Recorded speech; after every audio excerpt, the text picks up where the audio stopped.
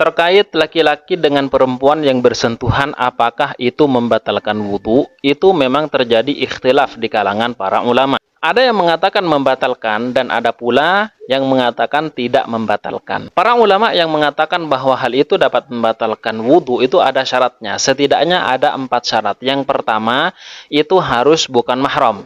Istri, apakah itu mahram? Jelas tidak. Makanya istri ataupun suami itu bukan mahram. Yang kedua, itu adalah lawan jenis. Ini sudah jelas. Yang ketiga adalah tanpa penghalang.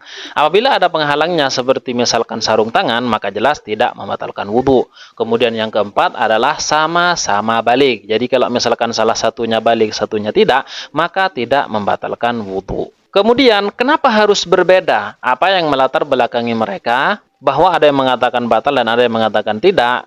Ini bersumber pada sebuah ayat surat An-Nisa ayat 43 di mana Allah Subhanahu wa taala berfirman, ayatnya panjang, di antara ayatnya adalah aula mastumun nisa, atau ketika kalian bersentuhan dengan perempuan. Nah, kemudian di dalam madhab Syafi'i yang justru mengatakan bersentuhan saja itu dapat membatalkan wudhu, istidlal yang mereka gunakan adalah kata lamastum dalam ayat ini adalah umum dengan makna yang hakikat, yaitu benar-benar menyentuh. Jadi kata lamastum di sini menurut Al-Imam Syafi'i dan pengikutnya menunjukkan bahwa artinya ketika bersentuhan saja itu langsung membatalkan wudhu, ada syahwat ataupun tidak ada syahwat.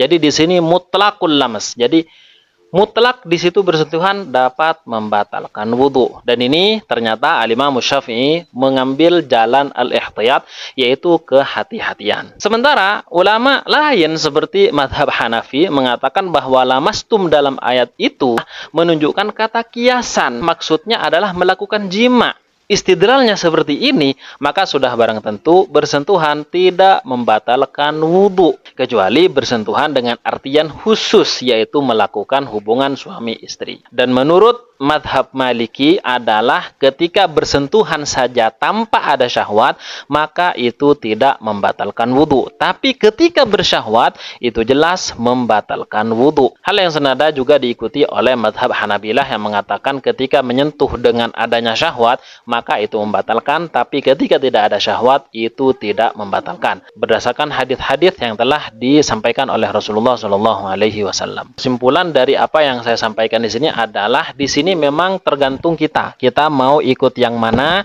ya kita lebih condong yang mana, maka itu dipersilahkan. Yang penting kita tetap saling menjaga toleransi dan saling menghargai pendapat orang lain. Terima kasih. Wassalam.